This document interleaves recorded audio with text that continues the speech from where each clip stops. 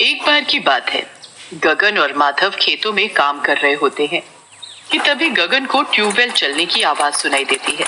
गगन माधव से बोलता है, अरे माधव, अब इस ट्यूबवेल में का आग लग गई जो खुद ब खुद अपने आप चल पड़ा है। तनिक जाकर इसे बंद तो कर दे।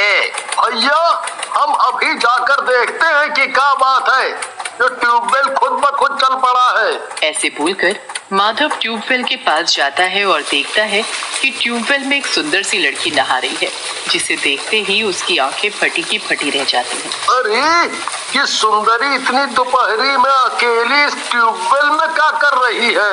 अरे देखो तो कैसे मजे से हमरे ट्यूबवेल में खड़ी होकर नहा रही है। अभी बताता हूँ इसे। माधव उस लड़की को आवाज लगाता है और उससे बोलता है, अरे लड़की, इतनी दोपहरी में हमरे ट्यूबवेल में क्या कर रही है? और तू इस गांव की तो नहीं लगती है। दिखाई नहीं देता क्या मैं इस ट्यूबवेल में नहा रही हूँ? तुझे पता नहीं है क्या कि इस तरह से ट्यूबवेल में लड़की और महिलाओं का नहाना मना है? चल जा यहाँ से। अरे तुम भी आ जाओ ना इस ट्यूबवेल में, बहुत मजा आएगा। वैसे भी इतनी धूप में इस ट्यूबवेल के ठंडे ठंडे पानी में नहाने का मजा ही कुछ और है। मेरा तो पूरा बदन ही तरोताजा हो गया है। माधव मन ही मन बोलता है। अरे मन तो मेरा भी बहुत कर रहा है इस सुंदरी के साथ नहाने का। अरे इतना क्या सोच रहे हो? अरे आप भी जाओ ना, जरा देखो तो कितना मजा आ रहा है नहाने में। माधव जैसे ही ट्यूबवेल में नहाने के लिए जाता है, वो लड़की जोर जोर से हंसने लगती है और देखते ही देखते एक चुड़ैल के रूप में बदल जाती है। अरे मर गया रे! अरे भैया, ये क्या बना है? हम तो इसे सुंदरी समझे थे, ये तो चुड़ैल निकली रे। चुड़ैल जोर जोर से हंसते हुए बोलती है, आखिर तू मेरी बातों में आ ही गया। अब देख मैं तुझे कैसे नहलाती हूँ। अरे चुड़ैल जी, हमें जाने दो, हमें आपके साथ नहीं नहाना, हमें जाने दो। पर चुड़ैल माधव की एक बात नहीं सुनती और उसे ट्यूबवेल में डुबाकर मार डालती है। ये कमबख्त माधव कहाँ मर गया? इतनी देर हो गई है और ये ट्यूबवेल बंद करके अभी तक नहीं आया।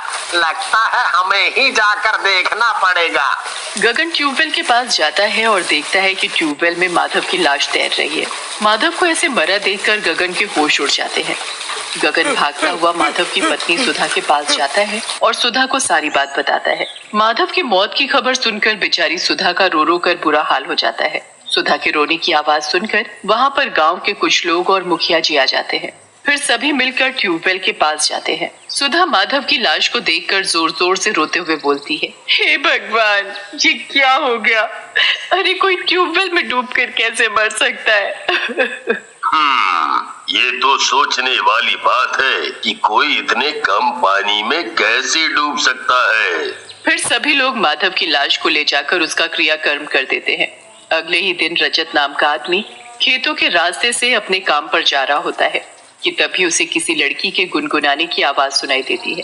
रजत आवाज का पीछा करता हुआ ट्यूबवेल के पास पहुंचता है। अरे वाह रे वाह, तो यहाँ से आ रही थी गुनगुनाने की आवाज। अरे जरा इस चिकनी चमेली को तो देखो, कैसा मजा से अकेले अकेले नहा रही है छपाछप। रजत उस लड़की को आवाज लगाता है और बोलता है, अरे और छम्मा छल्लो, अरे अकेले अकेले ही नहाओगी? अरे हमें भी तो ट्यूबवेल में नहाने के लिए बुलाना मेरी रानी छपाछप। अरे मैं तो कब से इंतजार कर रही थी कि कोई आए और मेरे साथ इस ट्यूबवेल के ठंडे ठंडे पानी में मजे करे। अरे अभी आया मेरी रानी छपाछप। ऐसा बोलकर रजत ट्यूबवेल के अंदर चला जाता है। जैसे ही रजत उस लड़की का हाथ पकड़ता है, वो लड़की जोर जोर से हंसते हुए एक चुड़ैल में बदल जाती है और रजत का गला पकड़ लेती है। अरे रे रे रे रे रे, अरे तुम तो लड़की से चुड़ैल कैसा बन गई? अरे ये कहाँ फंस गया मैं? हे भगवान, मुझे इस चुड़ैल से बचा लो, नहीं तो ये मुझे कच्चा चवा डालेगी रे छपाछप। बहुत शौक था ना तुझे मेरे साथ नहाने का, अब मैं तुझे अच्छे से डुबो डुबो कर नहलाऊंगी और जब तक तेरी मौत नहीं हो जाती तुझे छोड़ूंगी नहीं। अरे चुड़ैल जी, मुझे छोड़ दो। अरे अब मैं आपके साथ क्या, मैं तो खुद भी जिंदगी में कभी नहीं नहाऊंगा छपाछप। चुड़ैल रजत की भी कोई बात नहीं सुनती और उसका गला पकड़कर उसे पानी में डुबोकर मार डालती है। फिर इसी तरह से एक के बाद एक मौत होने लगती है। इस तरह लोगों की मौत होने से पूरे गांव में आतंक सा छा जाता है और गांव के सभी लोग उस ट्यूबवेल के पास जाने से भी डरने लगते हैं। एक दिन रात में सुधा अपनी खिड़की के पास खड़े होकर अपने पति माधव को याद कर रही होती है कि तभी उसे अचानक से ट्यूबवेल के चलने की आवाज आती है। हे भगवान, इतनी रात को ट्यूबवेल किसने चला दिया? मुझे तो लगता है कि ये जरूर उसी इंसान का काम होगा जो आए दिन लोगों को इस ट्यूबवेल में डुबोकर मार डालता है। मुझे जल्दी से जाकर गांव वालों और मुखिया जी को बताना होगा। सुधा भागते हुए मुखिया जी के पास जाती है और उन्हें अचानक से रात में ट्यूबवेल चलने की बात बताती है। फिर मुखिया जी और गांव के कुछ लोग अपने घरों से लाठी लेकर उस ट्यूबवेल के पास पहुंचते हैं और देखते हैं कि उस ट्यूबवेल में एक औरत दूसरी ओर मुंह किए नहा रही है। अरे देखो तो जरा, कौन है ये औरत जो इतनी रात को इस ट्यूबवेल में नहा रही है? अरे तुझे कोई शर्म हया है भी कि नहीं, जो इतनी रात गए यहाँ पर नहा रही है? अरे कुछ बोलेगी भी या मुंह में दही जमा रखा है? अरे गगन, जरा जाकर देखो तो सही कि कौन है ये औरत। अरे क्या बात करते हो मुखिया जी? अरे हम और जाकर देखें? अरे नहीं नहीं भाई, हमें तो ना जाने क्यों इस औरत से डर लग रहा है। अरे आप ही देखिए ना, कैसे बाल खोल कर चुड़ैल की तरह से ट्यूबवेल में नहा रही है। गगन भैया, आप तो बड़े ही फट्टू निकले। अरे मैं ही जाकर देखती हूँ आखिर ये औरत है कौन। सुधा जैसे ही उस औरत के पास जाती है, वो औरत जोर जोर से चिल्लाने लगती है और सुधा का हाथ पकड़ लेती है। अरे दैया, ये औरत तो एक चुड़ैल है।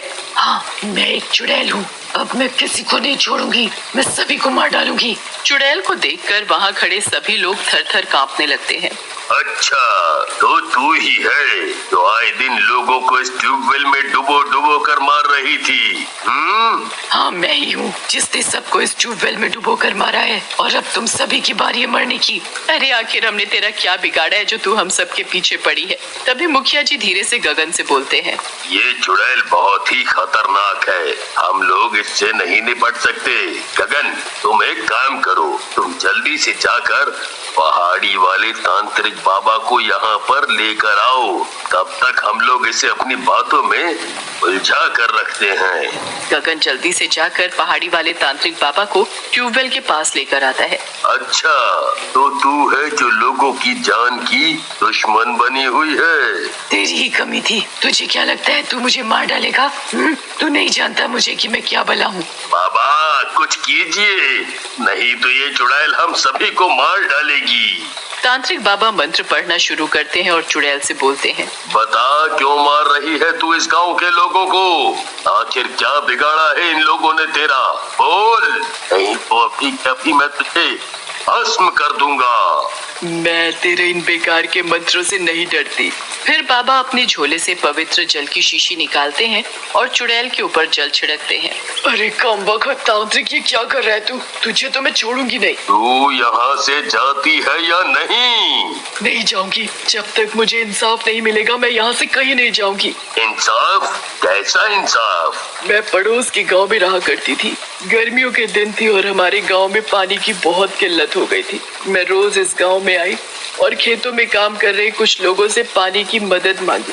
मैं एक रोज इस गांव में आई और खेतों में काम कर रहे कुछ लोगों से पानी की मदद मांगी, पर उन लोगों ने मेरे साथ बहुत बुरा किया और कहा कि तुम हमारे दुश्मन गांव से आई हो, इसलिए तुम्हें पानी तो क्या, हम तुम्हें यहाँ से जिंदा भी नहीं जाने देंगे। मैं अपनी जान बचाने के लिए भागते हुए ट्यूबवेल के पास आ गई, पर उन लोगों ने मुझे पकड़ लिया। जब मैंने शोर मचाया तो मुझे इसी ट्यूबवेल में डुबोकर मार डाला। मैं मानता हूँ कि तुम्हारे साथ गलत हुआ, मगर तुझे अब यहाँ से जाना होगा, नहीं तो मैं तुझे अभी भस्म कर दूंगा। नहीं, कुछ मत करना, मुझे कुछ मत करना। मैं यहाँ से चली जाऊंगी, मगर मेरी एक शर्त है और वो ये है कि मेरे गांव में गर्मियों के दिनों में पानी की बहुत किल्लत हो जाती है। अगर तुम वहाँ पर भी एक ट्यूबवेल लगा दो तो मैं हमेशा के लिए यहाँ से चली जाऊंगी। बहुत सालों पहले से ही पड़ोसी गांव हमारा दुश्मन रहा है, पर अब मुझे लगता है कि हमें पुरानी बातें भुला देनी चाहिए। मुझे तुम्हारी शर्त मंजूर है, पर पहले मुझसे वादा करो कि तुम यहाँ से हमेशा के लिए चली जाओगी। फिर मुखिया जी पड़ोसी गांव में ट्यूबवेल लगवा देते हैं। अपने गांव में ट्यूबवेल को लगा देखकर चुड़ैल की आत्मा को